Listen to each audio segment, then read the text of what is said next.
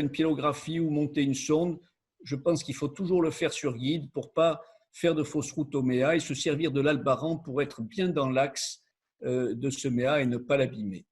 Donc, je reviens sur cette progression sur le bas-fond vésical qui est importante. Moi je ne mets pas de guide avant. On peut, si on commence cette technique, mettre un guide lors de la cystoscopie de façon à remonter ensuite sur un guide qui a déjà été mis en place. Mais j'évite de le faire. Moi, je remonte directement en urétéroscopie. Donc, la technique du chausse-pied, le guide, on se retourne, on soulève le MEA.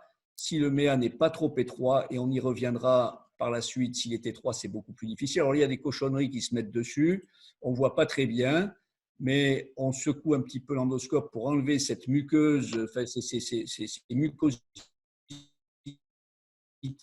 qui viennent gêner. Puis, dès qu'on a passé le premier centimètre d'urtère, on remonte jusque là où on veut ou jusque là où on peut, en sachant bien sûr si c'est difficile. Là, c'est une petite vidéo pour montrer que le guide peut passer en fausse route sous muqueuse et qu'il faut se méfier, qu'il faut redresser ces fausses routes.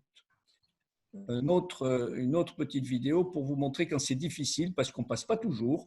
Et si c'est difficile, je crois qu'il ne faut pas hésiter à préparer l'urtère, surtout si on est en début de technique. Et il faut mettre une double J. Parfois, on a des MEA qui sont très étroits et on a beau essayer de dilater, on a beaucoup de mal à dilater. Alors là, je vais vous montrer comment on peut dilater de façon un peu agressive, mais je crois qu'il ne faut pas le faire ou alors vraiment avoir bien l'habitude de la résistance des tissus. Vous voyez que le MEA est tout petit, il est punctiforme, je n'arrive pas à soulever le toit du MEA, j'essaie de rentrer, je pousse un petit peu et se passe ce qui doit se passer dans ces cas-là. La muqueuse se décolle et il faut arrêter, mettre une double J, ça se passe bien. Et revenir quelques temps après, vous voyez, la muqueuse s'est décollée. Alors, si elle se décolle circonférentiellement, alors là, c'est très embêtant, comme une chaussette.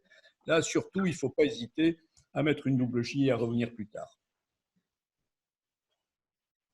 Si la muqueuse se décolle que sur un côté, on peut se servir du guide pour la repousser et finalement arriver à pénétrer, mais il faut déjà une petite habitude de ces rotations de l'urétéroscope à l'intérieur de l'urtère. C'est ce que j'ai fait là, mais ce n'est peut-être pas ce que je conseille du premier abord. Il vaut mieux, dès que c'est difficile, ça c'est vraiment une règle essentielle, dès que c'est difficile, il faut savoir mettre une double J et revenir plus tard. Attention à ces guides qui passent en sous-muqueux. Parfois, on se demande pourquoi une double J ne veut pas monter.